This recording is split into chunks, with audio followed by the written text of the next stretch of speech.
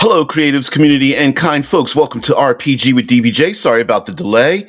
Um, Trying to create something here that represents the Fantastic Four. Not doing a very good job at it, but rest assured, we will talk about the Fantastic Four. And of course, we here on this edge of the interwebs, we like to talk about world building and tabletop role playing games. So, of course, we are going to steal our favorite ideas and sorry, we're going to borrow. We're going to make an homage to the first family in Marvel superheroes, the Fantastic Four. But first, sit back, relax, and let's get into it.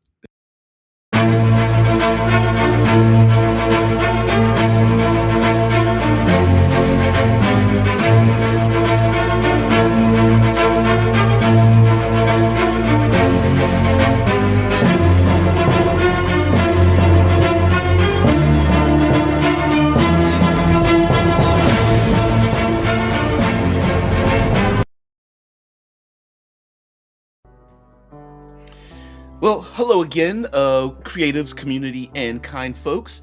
I tried to do my physical representation of the Fantastic Four. We're going to actually probably use some images and whatnot, but I so I've got my flame, but it is blasting out the camera, which for some reason keeps dropping down to 720. But we also have ourselves we have ourselves a torch. Let's see if I can lift this up here. We got ourselves a torch here, and we got ourselves a glass of water. Guess who that represents? You got to figure that on your own. We have something earthen, and to represent the air, there's this like a mesh fabric or something like that. I was going to bring up the fan, but then the fan oscillation was actually being picked up in the mic, and I had to take it down. So anyway, Nameless Spook, well, thank you very much for continuing to be here. I really appreciate it. Instead, I'm going to put up some images, and oddly enough, my T-shirt represents many members of the Fantastic Four, 3 of them of which you could see. A little difficult to see here. The Thing is right here, and then we've got Invisible Woman, and then we've got Mr. Fantastic, and there's Johnny Storm. There he is, right there. So, and let me get some of these images up here as well, just so that we can have a something better than my damn face. Now, for context, of course, you got to get into who they are. Who are the members of the Fantastic Four? And hey, let's put up something like this for the scientific background. Sometimes they like to. There we go. All right. So who are the Fantastic Four? Well, yeah, Drew says, what I find interesting about the first family in the MCU is that we had a mentioning of Mr. Fantastic having children in the multiverse of madness. I don't remember hearing that. Not that it's not true, but I don't remember hearing it. His name looks like, great to be here. No, I am happy you are here. Yeah, I don't remember hearing that, but what a great idea, right? And you know, we don't know what the movie, the televised and movie live action version of this movie will be, but there are a lot of hints that it's going to be a retro futuristic 60s-ish, yet it's happening in our modern day, and that these Fantastic Four may get lost in the multiverse and arrive here. Drew says, and with the upcoming film called First Steps, I wonder if we get to see the birth of the children. I'm not sure. I think it would be amazing to have that. Although, you know, a writer could say that maybe it might get too crowded because in the trailer we do get to see a little bit of Galactus. But anyway, first of all, let's get on the first page. Fantastic Four. So who are they? What are they? Whatever. They are 4 individuals that through science and a little bit of mysticism are touched and tainted by cosmic rays to give them amazing superpowers. Now, mind you, in the past, the idea of being like zapped by electricity or harmed by cosmic rays or radiation always gave people superpowers. It was not very much origin, but the Fantastic Four do represent a they do represent the four elements. And let's see, in this image here, we do have ourselves going from right to left. We have ourselves some flame, and then we have our earth with a little plant coming out of it to let you know there's earth, and then there's air because it's empty, and then we have water filled up here with a little bit of blue tint so you can see what the heck's going on. And the Fantastic Four, representing these four elements, also by virtue of that actually represents also the personality types of many of these characters. Earth being the Thing, air being Invisible Woman or Invisible Girl, depending on which iteration you're looking at it. Of course, fire is the Human Torch, and water represents Mr. Fantastic. Now, of course, it's not a direct correlation to that, which, it's okay. But that the correlation for that allows us to have basically a 4-quadrant story. And I know you guys heard 4-quadrant stories. They're called the first family because they have relationships. Hey, Mr. Fantastic is married to Invisible Woman, and then her brother is Johnny Storm, the Human Torch, which Johnny Storm actually sounds like a really good name. The Human Torch code name, I mean, his own real name sounds like a code name anyway. And then of course their best friend Ben Grimm, which is funny because there's just been a recent rap song released out, and someone's a line, and it was like, let me rock, I'm Ben Grimm, as if he's Ben Grimm. And some people don't get it because they don't understand that Ben Grimm is the Thing. And when I was going to say they were gifted with superpowers, but we're going to get into the 4-quadrancy of the Fantastic Four. Let me see what you have to say. I'm going to ask about if their mother is still around before killing Mr. Fantastic to ensure there's someone around to raise them. Oh, you're getting into deep lore. I don't think they're going to get into as much deep lore as you may think they will, especially in the first movie, right? Like, I think we're going to have to be introduced to who they are and what they're about. And what I love about them is, again, a little difficult to capture this element in the Fantastic Four because we've had so many other fantastical movies that have come about through this, but they represent quite a number of different storytelling elements, all wrapped up in a 4. So if we begin with on the left side of this image, we have the Thing. And the Thing is this like down to earth. He's like the rock of the group. He's very down to earth, doesn't think highbrow. Actually, they like to pick with each other a lot. They're a family that likes to poke and prod each other.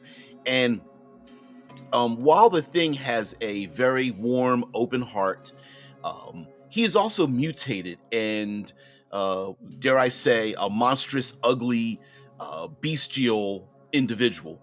But once you get to know him, you realize that he's a big teddy bear, despite the fact that he can toss, he can throw down, he got hands, he can throw hands.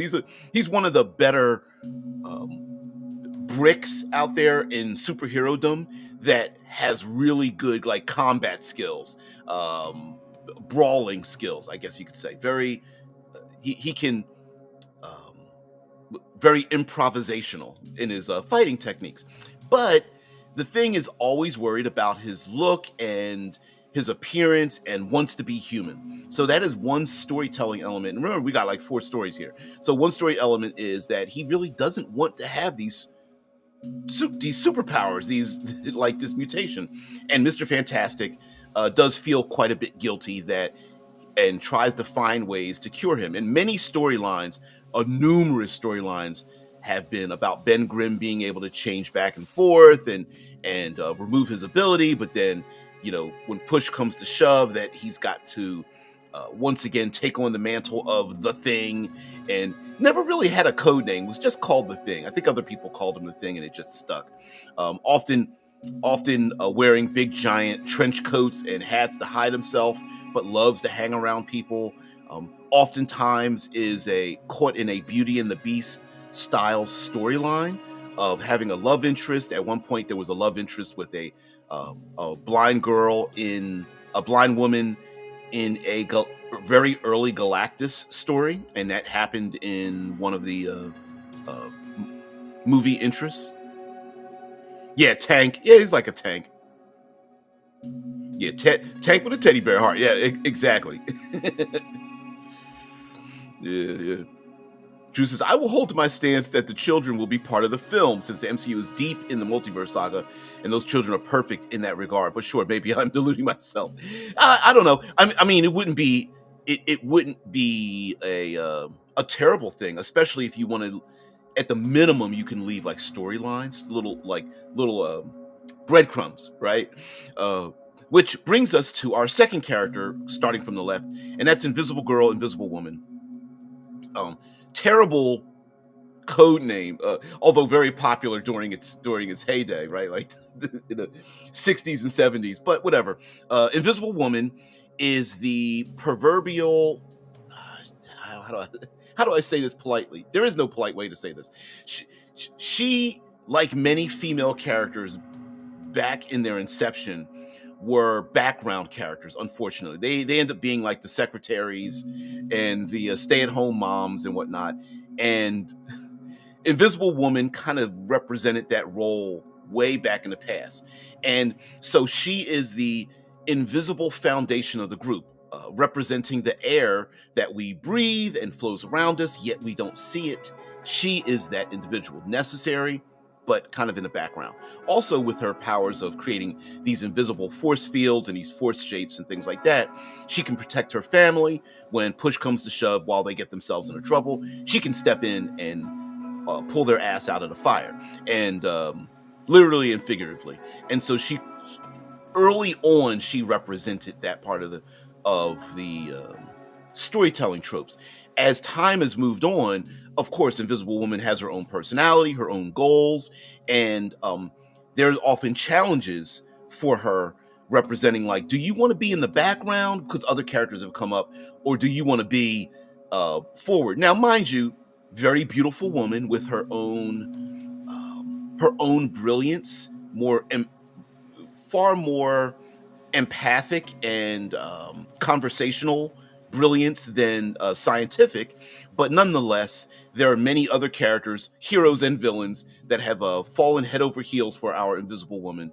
And there's a dirty running gag amongst the brand new Marvel MMO about her being like the most sought after MILF in the video game history. But whatever, it's a thing. I mean, listen, I've got a standee with Namor in the background, and he's tried to kidnap her plenty of times to be his wife or something. Dr. Doom, the same thing, and so many other people. But whatever the case may be, yeah, she's had to fight off against the arm candy thing, and she's powerful in her own right, being able to turn invisible, turn other people and objects invisible, and create like force fields, which is weird because since you can't see them, it's kind of like telekinesis, but they draw them as shapes. So I don't know. There's a great side note. There is a great John Byrne illustrated comic where the Thing is going up against this evil woman dressed in like red and black,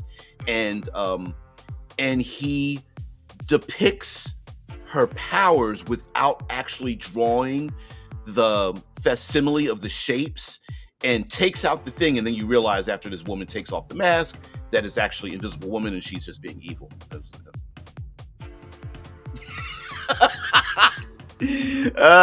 Wasp. This looks like a job for the Feeling Avenger. Yeah, I know. Sorry, ladies. This was a thing back in the day. to be honest with you, even when I was young, I kind of rolled my eyes at that. Like, how many times are we going to have like the one female character like get captured and be dressed in some kind of like scantily clad outfit by the bad guy? You know what I mean? It's just like, okay, we're done with that. Just make a good character, and we gender doesn't matter. You make a good character, we love it. And so a lot of times it's been like, how can we massage the past and keep the character relevant for the future? And that can have some strange situations where now we get to our third character, which is from the left, and that is Mr. Fantastic. He's the proverbial gray-templed scientist, brilliant individual of the family. He's the patriarch of the family. You almost can imagine him sitting in a sitting down to read a book or the local newspaper with a pipe in his hand in the 1950s or 60s or something like that. And Mr. Fantastic, representing water, has stretching abilities. Pretty good. Stretching abilities are always a little comedic in their depiction anyway. So there is a little bit of levity with the Mr. Fantastic because he takes himself quite a bit seriously. But like water, sometimes he can get a little bit scatterbrained and flow around and do things where maybe he should stay focused on something. And so he's always trying to juggle responsibility of his family, responsibility to science, responsibility to the world, responsibility to his best friend, Ben Grimm, and cure him, responsibility to his wife, which often he drops that ball a lot, trying to keep his brother-in-law, Johnny Storm, in check, fails a lot on that as well, and to the greater superhero world community, and helping humanity out. And along with that, also having this insatiable curiosity to explore the world.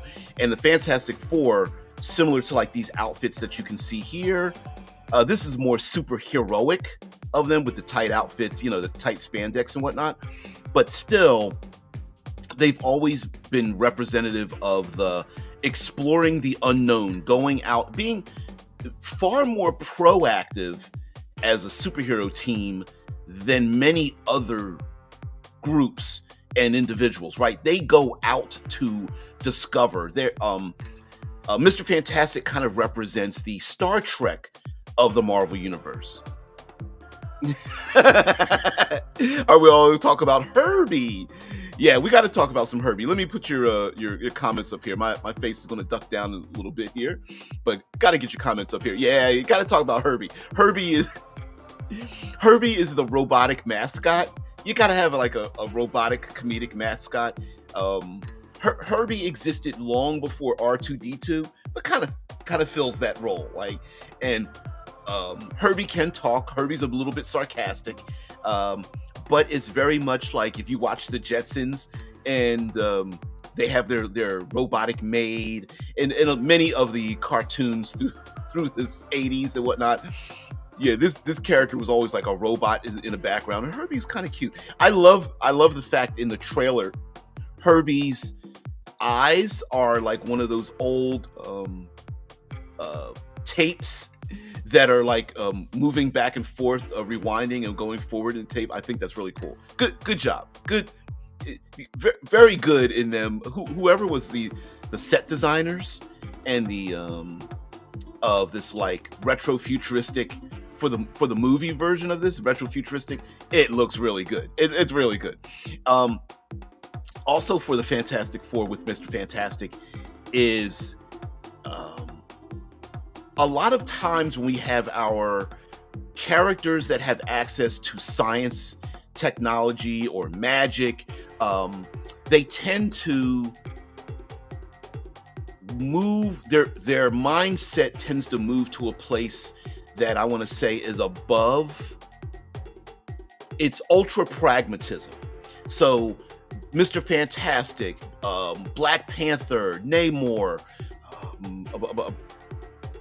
Professor Xavier, and so many others that are members of what is known as the Illuminati. And these brilliant, powerful, and when I say powerful, I mean due to their influence and their mindset, have banded together as superheroes to solve like intergalactic, intermultiversal problems that your average citizen would not be able to comprehend.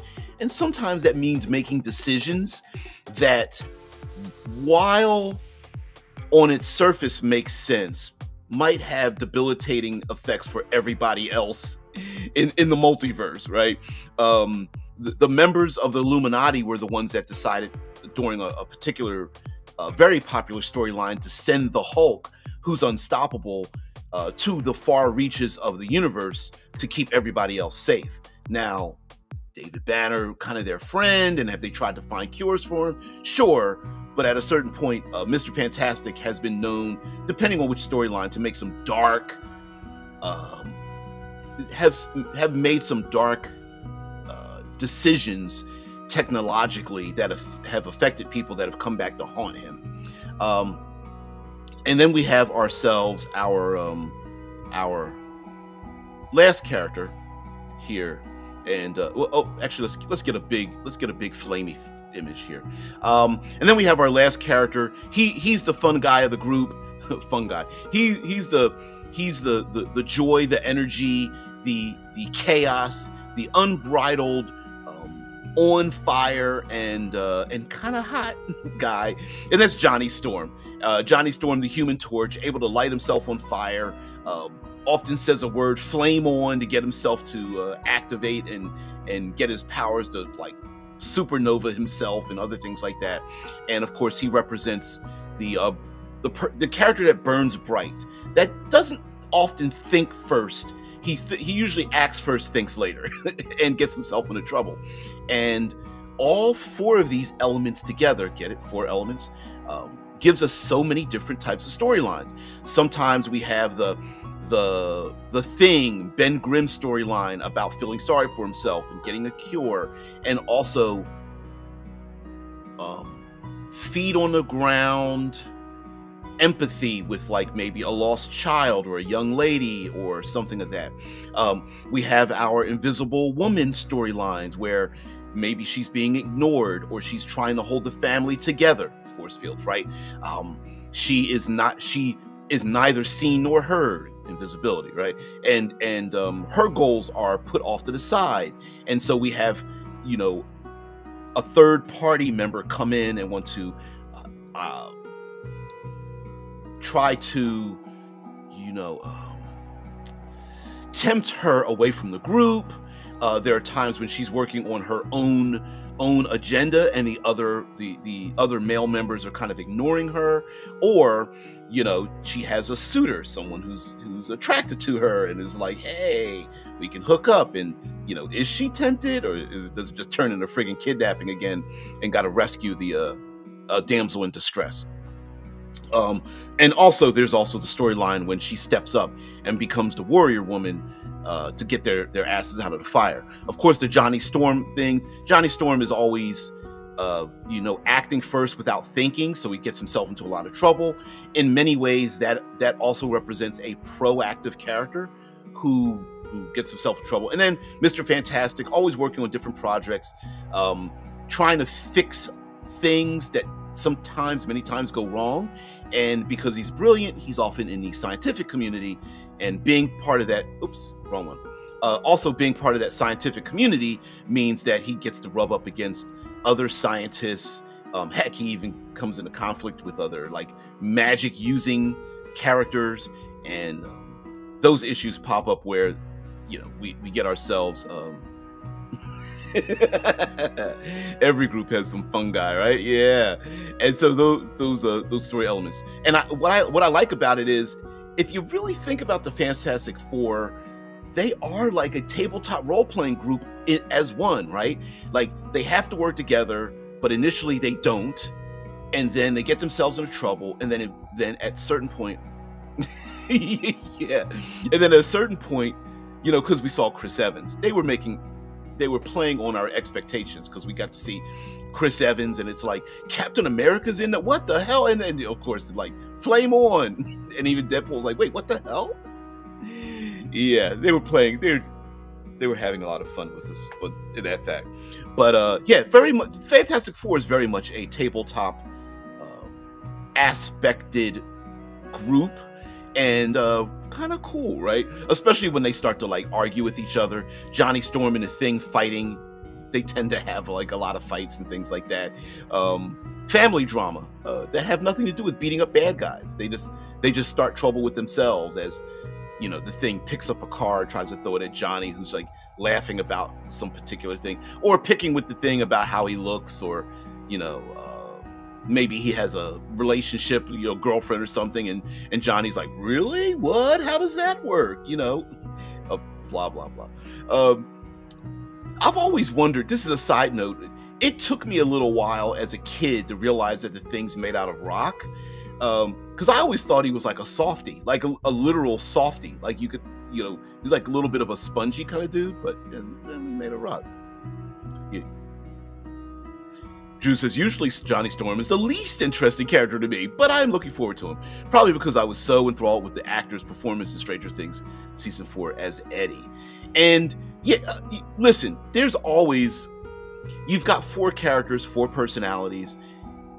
It's pretty easy as a writer to have these characters fall into a trope, right? Mr. Fantastic's the brilliant one that ignores everybody.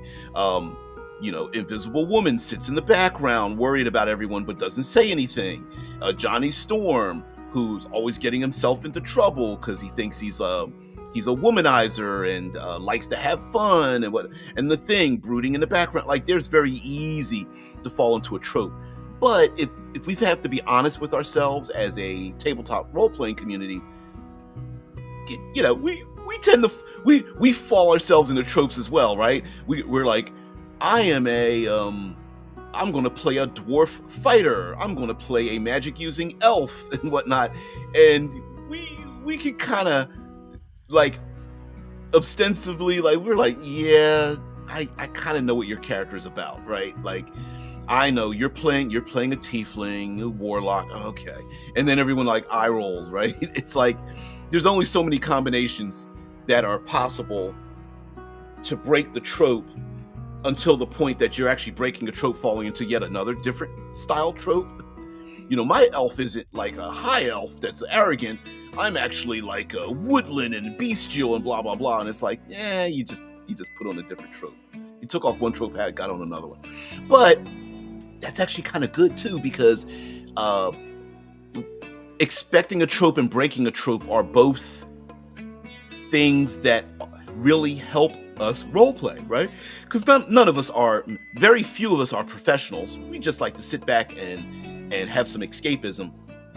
And a trope is basically a foundation that we can play off of, and we can either embrace the trope and just go, yeah, of course I'm the big bruiser, or I'm the intelligent scientist, or I am the support character, or I'm the overconfident, you know, act first and think later kind of character.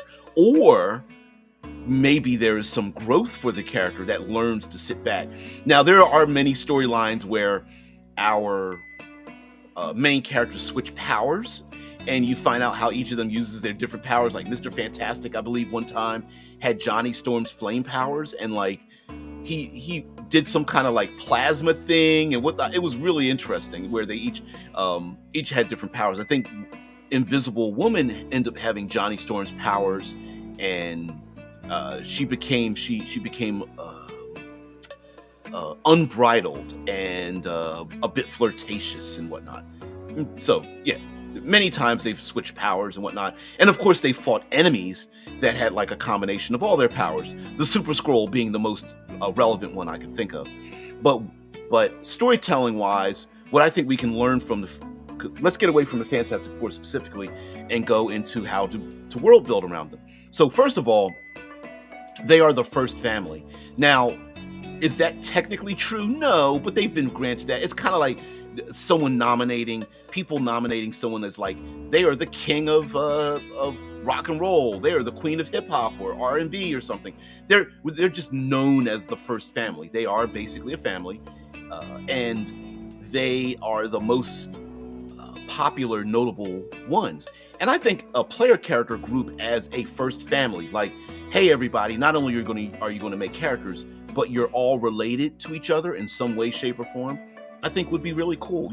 Brothers, sisters, uncles, kids, dads, moms, and all that kind of stuff. I think that's actually great. And I do agree with Drew that having a multi-generational grouping, like including their kids and their parents in the Fantastic Four mythology, is also pretty good as well. And also, depending on what capabilities some of these characters have or don't have, it's an easy way to have characters jump in and leave. You also can have fun with like the adolescence, the maturity, and the elder statespersons categories as well, with like grandmoms and granddads and whatnot. One big happy family, or any of them into drugs and or alcohol. I think the Thing likes to drink a lot of beer. Don't know if he had any problems, but Johnny Storm tends to be out there. Not that hasn't happened in the comic books, but the Fantastic Four tends to go glass half full. They tend to go positive. So there are some darker storylines, but they tend to be a little bit more on the jovial, comedic, hopeful category. Fall on the side of the fence more than the darker, grimdark, aspect. Like, while Sue Storm, the Invisible Woman, has had many suitors, they've tended to stay away from the SA descriptor of having her, like, yes, has she gotten dressed? Have they dressed her in scantily clad outfits? Yes, but do they go any? Is it hinted? Yes. Do they actually talk about the being assaulted or something like that? No. Johnny Storm, is he like a womanizer? Has he been portrayed as a womanizer? And Daredevil, fast cars and all this kind of stuff? Yes, of course. Drugs, alcohol, those kind of things. They tend to storylines for them. They fill the hopefulness of the space race type of thing during its heyday, and tried to keep that energy amongst this group.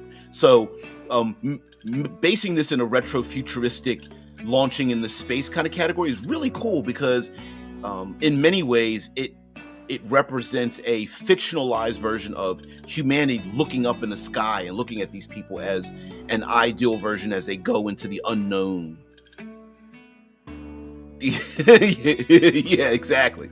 It's going to take believe you me, he's drinking cases. I don't know how many calories he's got to eat every day, but it's up there. The way grocery prices are now here in the States, I can't imagine feeding his appetite. So lastly, we have the Thing, and with that character, we have a lot of stories about like unwanted power. That's not really much of a storyline with many player characters, but there are some drama students out there that love to have a character that doesn't want their powers or feels responsible for them. I guess the fantasy version of that would be Warlock, like having a responsibility to have this thing, but it casts you off out of society and whatnot. So yeah, they kind of feel like Nameless Spook says they kind of feel like Captain America. Yeah, they represent instead of a societal ideal, they represent an era. Yes, and they kind of represent if I can manipulate what you said or extrapolate what you have said, they do represent an ideal version of that era. So there's a current controversy about what Anthony Mackie said about how, and some people are claiming that he's like anti-American, but Captain America has been that way as well. And the Fantastic Four do represent do they represent exactly the space race? No. They represent an idealized retro-futuristic version of that thing. And so, Captain America's not real. He represents an ideal of an individual that people would aspire to. And so that's basically what the Fantastic Four are. What I love about the Fantastic Four for tabletop role-playing games is they are extremely proactive. They go out of their way to get involved in things that in the greater multiverse. Many of the stories start out like a version of a James Bond movie. So if you guys have ever seen a James Bond movie, 99% of the time, kind of like Mission Impossible, they are coming off of a last mission to get involved in the new current mission.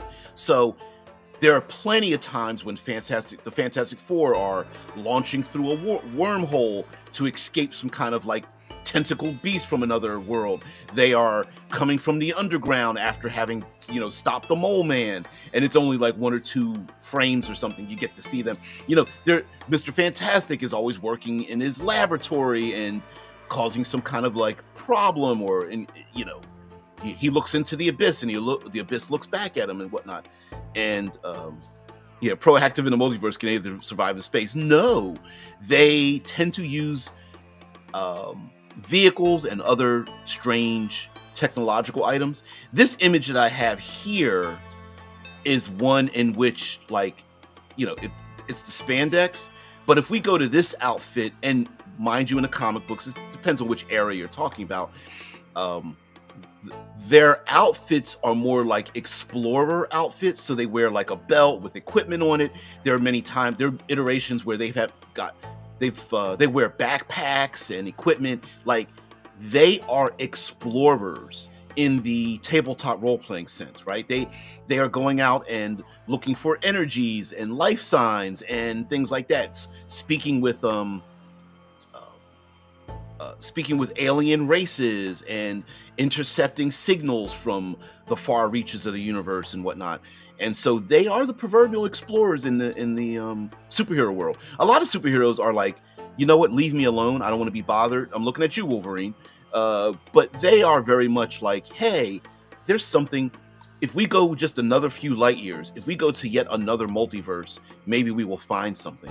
And then a lot of times, to solve a problem, they have to go exploring as well, finding a cure for a disease, rescuing someone, reestablishing a connection. Like I said, very Star Trek for the Fantastic Four. And believe you me, when a lot of these writers make these, design these characters and these storylines, they're influenced by the exact same things we're influenced by, right? So will someone write a storyline where they are like Star Trek members going out in the deep reaches of space or the multiverse? Of course they will. Is there someone else who wants to write is inspired by the X-Men and wants to do a I don't want to have my superpowers, but I'm being judged for them anyway storyline with the Thing? Of course they do. And then, of course, what happens is the hopefulness is that the other 3 members of the group bring to light a thought process that the 4th member of the group hadn't thought about. Invisible Woman going her own way because she's ignored, and then the other 3 members realizing that, hey guys, we really need to reconnect with our, sister, wife, best friend. Then all of a sudden they band together to go search for her and where she's at, and then come to realize that maybe she was kidnapped or she went off on her own or something. Right, that happens a lot. You could have unwanted powers in fantasy too, like Sandor Clegane in Game of Thrones. I don't think he wanted to be a mighty killing machine. I absolutely positively agree with you. As a matter of fact, this is strange to say, one of the things he was fighting against for that character Clegane, the Hound, was that he was actually an honorable dude who killed a lot in a world that was not very nice. And he really wanted to be an honorable guy. Like, he was fighting against that very thing that was in his nature and stuff. So yeah, in fantasy, you can actually do the unwanted powers. I don't want to be a knight.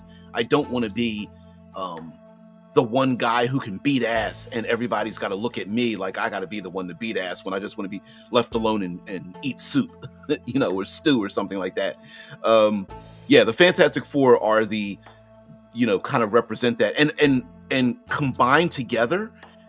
they each have a little bit of the other person's personality, right? Like with the Thing, in a weird way, they do have, with great power comes great responsibility problem. Like, you know what? Their life would be a whole lot less complicated if they weren't who they were, right? Like the Thing, or for Invisible Woman. We are the heroes that want to save the world, but sit in the background. Like we may not even get the recognition for doing the thing that we did. And honestly, maybe we don't even want the public to know what we just did to save humanity. And then with Mr. Fantastic, you know, it's the we can't ignore who we are, but let's move ourselves and the world forward. Yeah, true. Yeah, the Hound wants to eat chicken. Sorry, it was chicken, right? I forgot about that. Yeah, he's like, I just want to eat some chicken. Body keeps bothering him, and things happening around him, and he's like, oh, don't make me whinge. Please don't make me whinge. Everybody's whinging. Yeah. Great character. Sandor Clegane is a great character, great Game of Thrones character, but very comedic in his very, I'll say, down to earth, lowbrow humor. Pretty funny, and also telling people how it is. And then we got our Johnny Storm, right? Johnny Storm is the we have no idea what's happening around the corner. We don't know what's going to happen if we jump through that portal or activate that machine or stop that AI or talk to those aliens, but it sure would be fun. Let's go, you know? And everybody goes, okay, let's jump through the portal, I guess. And so they kind of represent each other in that regard. I think a world, if we were to shape a world around them, the player characters being the media darlings, the ones everyone else looks up to, the ones that the public comes to for answers. And also can be the same, the players can also cause the same problems, right? Hey, there's a big giant Tarrasque attacking our town, knock on their door, could you please help us stop the Tarrasque? And the player's like, oh, we didn't notice that. Okay, let's go ahead and stop that. The Fantastic Four also has a lot of recurring villains. Unlike many other villains, or what players like to do, where they like to murder, kill all their bad guys. I know my player group, they were constantly murder killing bad guys in my superhero group when we played a ton of Marvel superheroes and DC heroes. Face rip, love some Marvel face rip. Fighting agility, strength, endurance, reason, intuition, psyche. And I love all the nomenclature that went with it. So there were numbers associated, but really the fun part was not using the numbers. So let's see if I can remember this. They had there was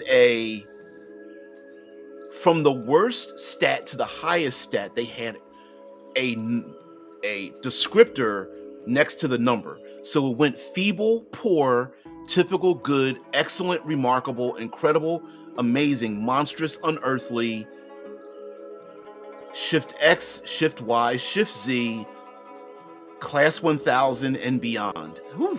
I think I'm correct. Somebody out there, some face rip expert out there who finally finds the channel, check my notes to see if I remembered it correctly. But yeah, it was amazing. Like Spider-Man had amazing amazing agility, and the Thing had monstrous strength, and Thor's, when he wielded his hammer, had unearthly strength and could do unearthly damage with it. And so it was fun talking about the game. Like, hey, my character has excellent intelligence. I think Mr. Fantastic's intelligence was amazing. I think it was something like that. Yeah. I think it was amazing, if not monstrous. But anyway, many of the things, concept of the Fantastic Four. Let me throw this back up here. Many of the concepts in the Fantastic Four also about, you know, using the four elements. We can go very basic with this, right? Meaning like, player characters could literally be the balance in the four elements. If we want to go fantasy, right? Earth, air, fire, and water intruding on the prime material plane, and the players could be assigned to keep that balance going. And they don't have to be druids. They don't have to be magic users. they could just, you need your warriors to fight off these things. And we can, like the Fantastic Four has done plenty of times, put some personalities in there, have some Ifrits and Jinn and intelligent elemental forces for all of the elemental forces that are available, and have the players go into these deep realms where they have to be able to survive the, aerial reaches, or the deep earthly plane, or the deep oceans and aquatic realm, or the burning volcanic landscape, this hellscape that or worse, in the fiery realm and whatnot. And you could even grant players or reshape or recontextualize some of their capabilities as elementally related as well. Hey, that's where your powers come from. Even you warrior class people, right? Like, you don't just we will. You could very easily attach like a damage source for your martial characters, right? Yeah, you don't just do an extra 3 points of damage; you do an extra 3 points of fire damage or whatnot. And also,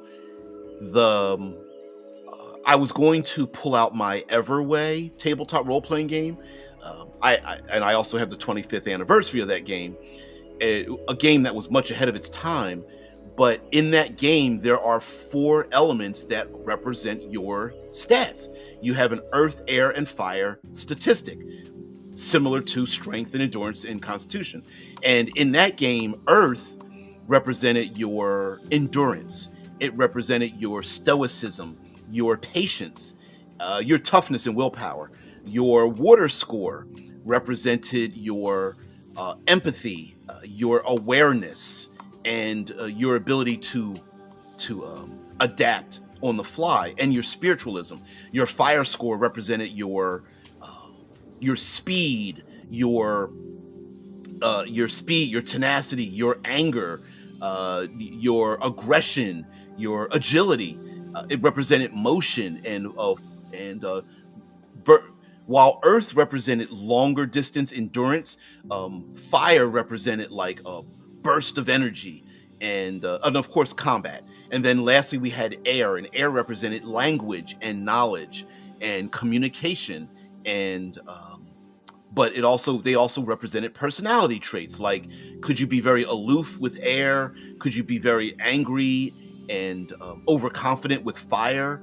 Could you be very empathic, but a little bit, maybe a little too tolerant with water? Or with earth, are you a little too quiet?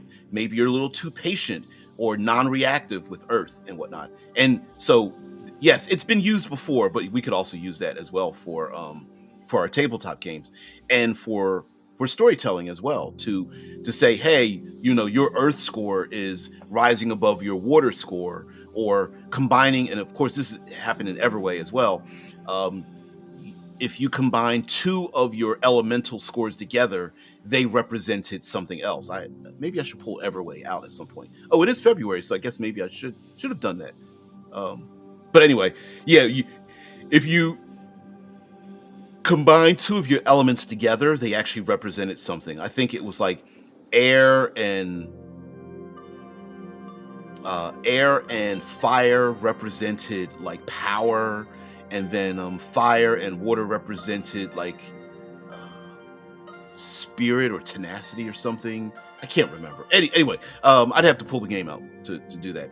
Also, with the Fantastic Four and using that for our world building here, you could very much have like rival groups built around the same or similar elementalism, and the players. So the players they're like jack of all trades, master of none, whereas the epitome of some of the other elements exists out there and might be rivals to the players, or should be rivals, or at least adversaries if they're not on the same side.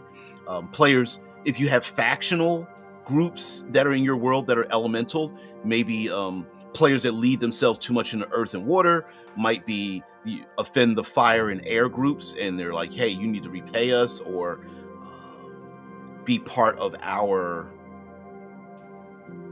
what would you say, like factional goals, and lastly, of course, creating that balance. And that balance doesn't have to be combat oriented. It can very much be diplomatic or whatnot. And with the again being very proactive, the Fantastic Four can have relationships going on. The element of surprise. But boom, I love it. They are very proactive in their behaviors. So players, starting a game up where the player is like, hey, I want to have had a romantic relationship that is complicated with an elemental being. And you're like, yeah, okay.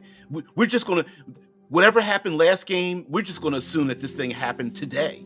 I mean, not today, but it has been ongoing, and we're just going to drop you into that particular thing. And a lot of Fantastic Four stories were just drop-ins. They didn't tell you Mr. Fantastic was working on a extra dimensional portal or something.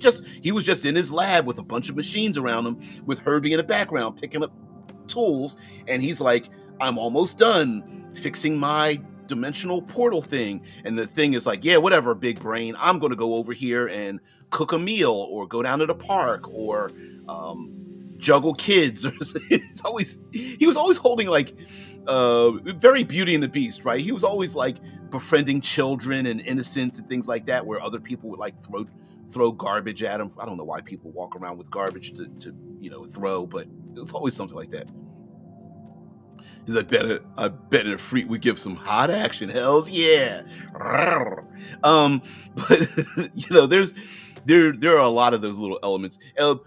What I love about what the Fantastic Four has done is they've got a lot of little power stunts and things that they've done in the past that have made them pretty unique. Power stunts are like, they're not more powerful, but it just gives them little extra things to do with their abilities that are not normally associated with that ability. Like Mr. Fantastic stretching, he does a lot of like slingshotting. A lot of times the group has fallen from the sky and he's grabbed them and turned into a parachute. We've seen that in the Incredibles as well, right? Like some people have said that the animated Incredibles movies are the best Fantastic Four movies ever made, and which is, it's pretty true, right? Including even the retro-futuristic jazzy music beats and things like that. Yeah. Fun game concept, vaguely riffing on Fantastic Four and Pokemon. Okay, your character must make a pact or bond with the elemental to survive the setting. Why the hell not? Yeah, boom, right? Yeah, yes, Nameless, right? Exactly. Like you must make a bond, and you don't need to relegate this to like in fantasy, like a warlock or a cleric or a druid. No, be a martial character. Your martial character just happens to be bonded with or make a pact with that elemental force, and you could be pulled in different directions because of that, right? And because you're being pulled in different directions, that's where the drama comes in. And could you imagine like aquatic gang members and like earthen political groups and whatnot? And heck, you could even have your, what's the game? Oh man, sorry. Okay, got distracted there. Did a little mental fart. You could have the four elements not be. I'm game. I call my character Toph. But yeah, I mean, why the hell not, right? You could have the four elements be physically represented in your world, so you don't have to go to another dimension.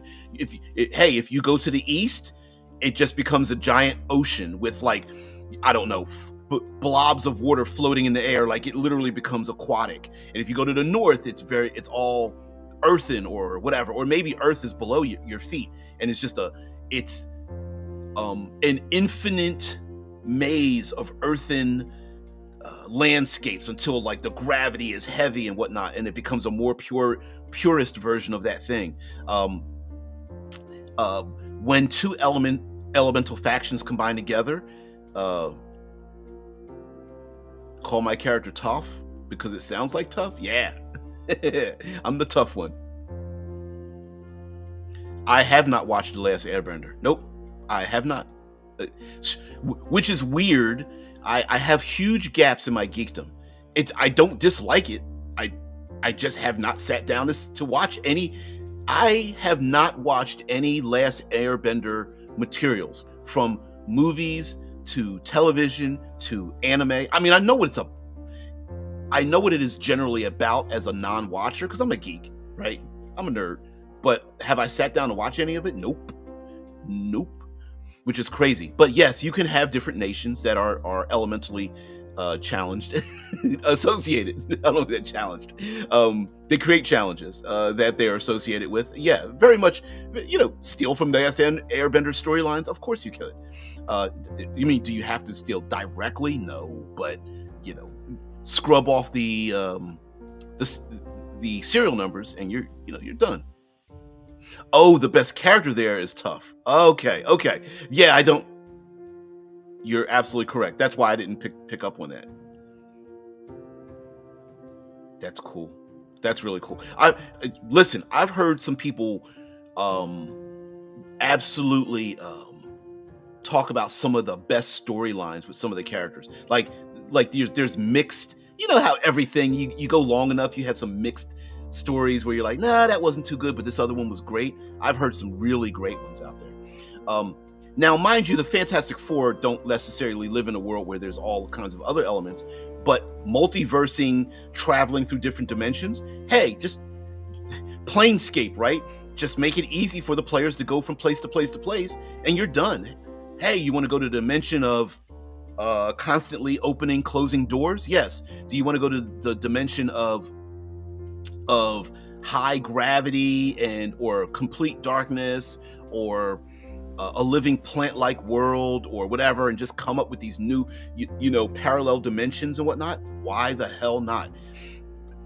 I think that would be I think not only would it behoove you to pick a really great game system to run it in. It doesn't have to be at all a fantasy D20 game, but to embrace I think you would need to have a game to embrace the oddities and the scope of what the Fantastic Four do, because many times not only is it the minor mundane stuff like shaking hands with an alien race, or releasing a injured multi-dimensional squid-like creature from a being trapped between I don't know, para-elemental forces or something like that, and saying goodbye to the multi-dimensional space whale, because that's just what you do.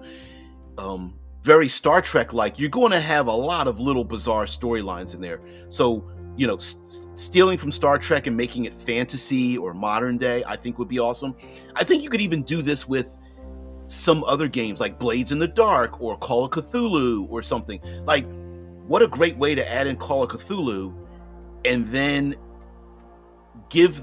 so that the characters can, to make it a little bit more hopeful, give the Call of Cthulhu characters maybe just a little bit of an edge, like a special ability. A lot of our narrative, GNS, right? Gamist, narrative, simulationist games. A lot of narrative games could really embody the Fantastic Four, because you could just give players like, hey, your character is as tough as rock, right? I'm going to use my tough as rock aspect or something, and to survive this thing, right? Like I mentioned, I joked about the other day about, hey, you can turn to stone, but you can't move, right? I can set myself on fire. As a matter of fact, in Everway, the tabletop role-playing game that is based on like modified tarot cards and whatnot, in Everway, there's a character who can sweat fire. They can light themselves on fire, and there are no rules to it. There's no damage dice, there's no ranges, it just is like, you can set yourself on fire and burn as hot as a bonfire.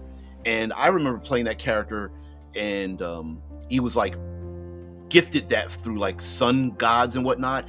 And we played where at one point he was lighting a fire in a cold realm where fire wasn't there, and keeping people warm.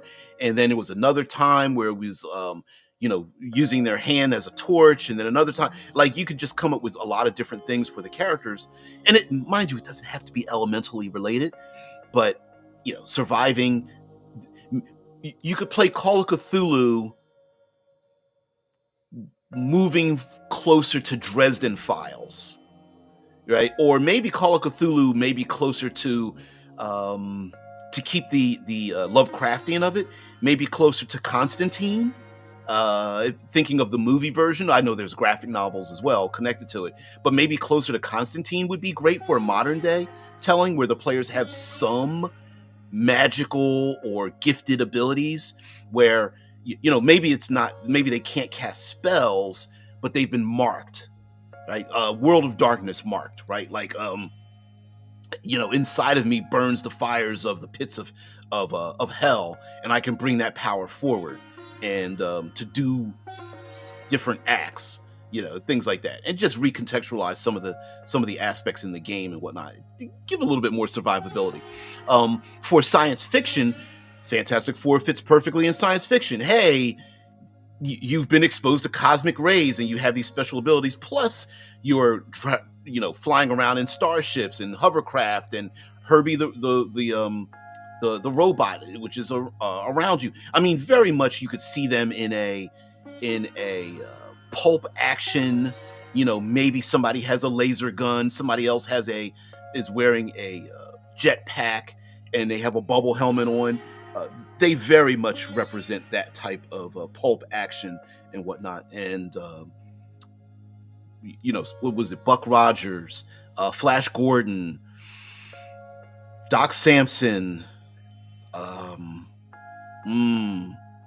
Adam Strange in the Marvel, I think it's Marvel Comics, Hollow Earth expeditions and things like that. Keep yourself very much open to these ideas. Steal everything from Star Trek, and what's the other? Star Trek, Farscape, Stargate, Terra Nova. Yeah, and have fun with it as well. Like, what a great way to have one session of your game be stopping an alien invasion by using a device that turns off all of their alien invasion machines that they were doing it. And then the very next episode, you're in a jungle in the Antarctic, running away from dinosaurs. And then the very next,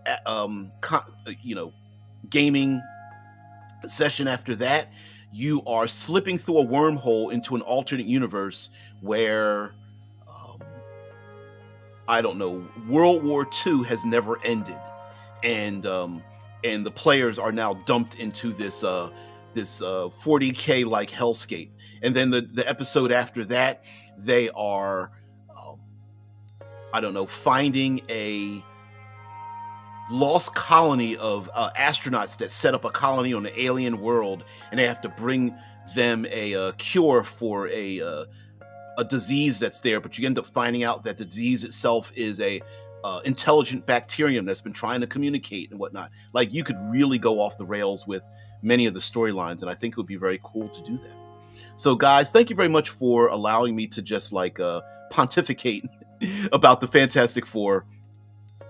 I really appreciate that, and have fun with it and use it for our own storytelling elements. Thank you to YouTube for letting me show off some of these images without dinging me, although the channel is so small they kind of ignore me on this side of the interwebs, which I appreciate that as well. If you like what we do over here, stop by 6 a.m.-ish Eastern Standard Time, Monday through Friday-ish, as we come up with different concepts and subjects and things like that. Also, drop a comment or leave a comment, under the video if it's possible, or whatever.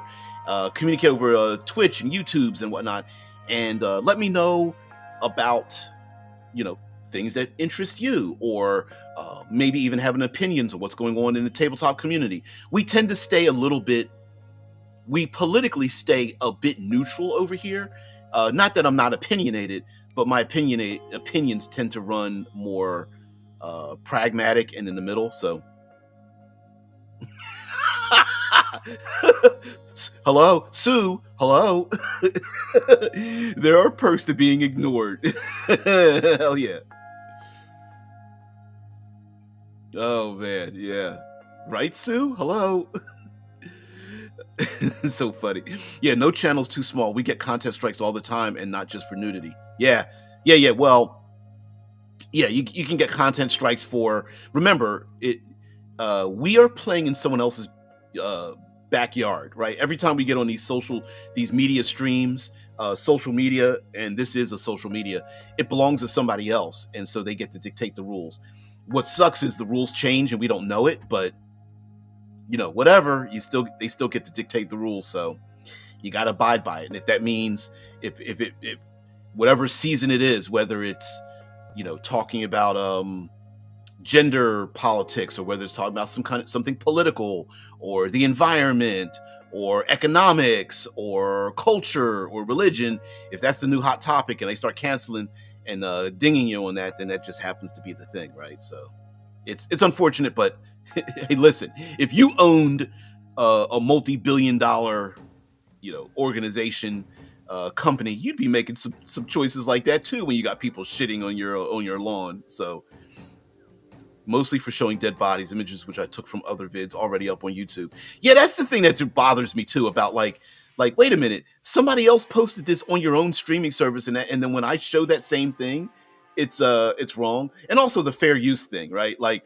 I feel like I do a lot of fair use with images and whatnot, and I've gotten little like, hey, you're getting dinged on this thing, and they end up retracting it. Like, no, I'm literally talking about that thing, so, and transforming it. So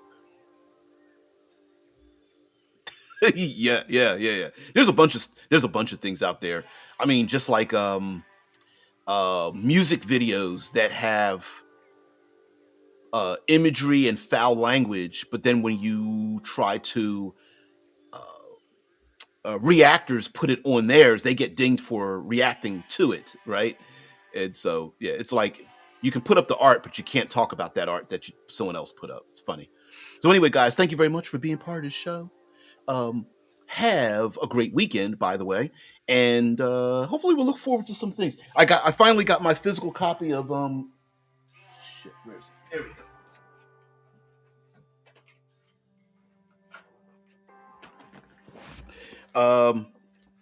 Finally got my physical copy. I do have the PDF. Got my physical copy of Mahuahito. Mahuahito. I'm going to butcher all the things. This is tabletop role white box. Let's see if you can even see. White box role playing in the Aztec Empire, and it is brutal. It is from the point of view of them. It is brutal. But then we've got other like indie games, indie pocket games, and whatnot. Sima. This is let's see if it's going to get blasted out of here. Incense and Iron dungeon crawling.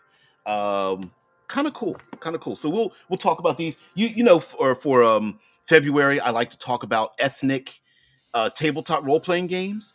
And so I like to do a spotlight on some games that people don't know about, that are not necessarily non-European, but more embracing the ethnicity of the game that it is talking about, which I like to do, right? It is Apocalypto the game. No, this is literally Apocalypto the game. It's wild. It's wild. Like, literally the point of it is to capture people, to sacrifice them so that the world doesn't end. It's unapologetic about it. So yeah, Apocalypto the game. Yeah, wild. Yeah. Ooh, is it? Oof, ooh. And complicated too. Very well researched. Not that I have something to compare it against, but I think anybody who is like has any connection to Aztec, Incan, Mayan culture and reads this, I hope they find it really good, because it is bloody. It is wow. Yeah. Anyway, guys, thank you very much for being part of the show. I really appreciate it. have a great weekend, and I hope your tabletop role playing experiences are great. I hope you're inspired. Hell, just coming by, and thank you very much for the people who found the channel as well. We grow small, but that's because those are quality individuals who find the channel, and I really appreciate your attention and your just your brilliance coming over here. So yeah, I love it a lot. See. Aztecs get the short shifted. Yeah, they were awesome. Yeah.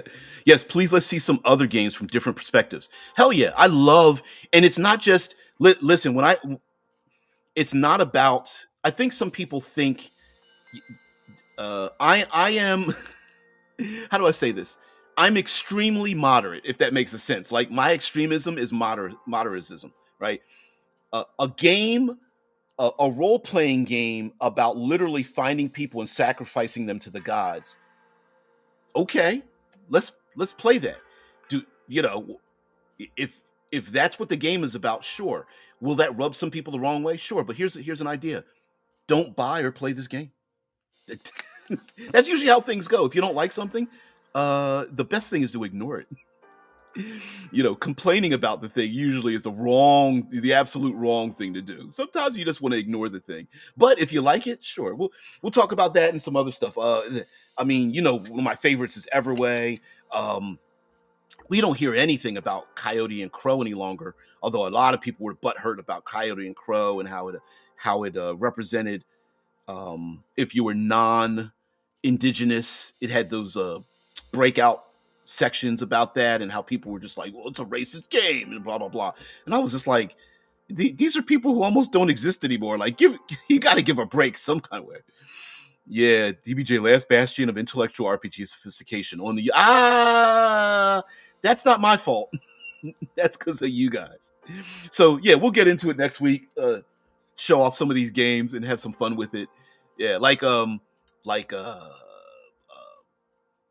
I have not received my Vaesen or Symbaroum games, but yeah, we'll get into some of those. Yeah, I like those kind of games where it's like, hey, are you from that country? What's a game from your country like? Like, what is that like? And I like that idea because it comes from a different point of view. And I don't care if that point of view doesn't agree with me. I just want to see it. I really do want to see it. Hell, I even have my I just received the PDF from Karen, Jewish table setting and whatnot. Like, it's just a bunch of different stuff out there. So yeah, I love it. So guys, have a great one. I'll see you later. Peace, tranquility. Bye. Great weekend.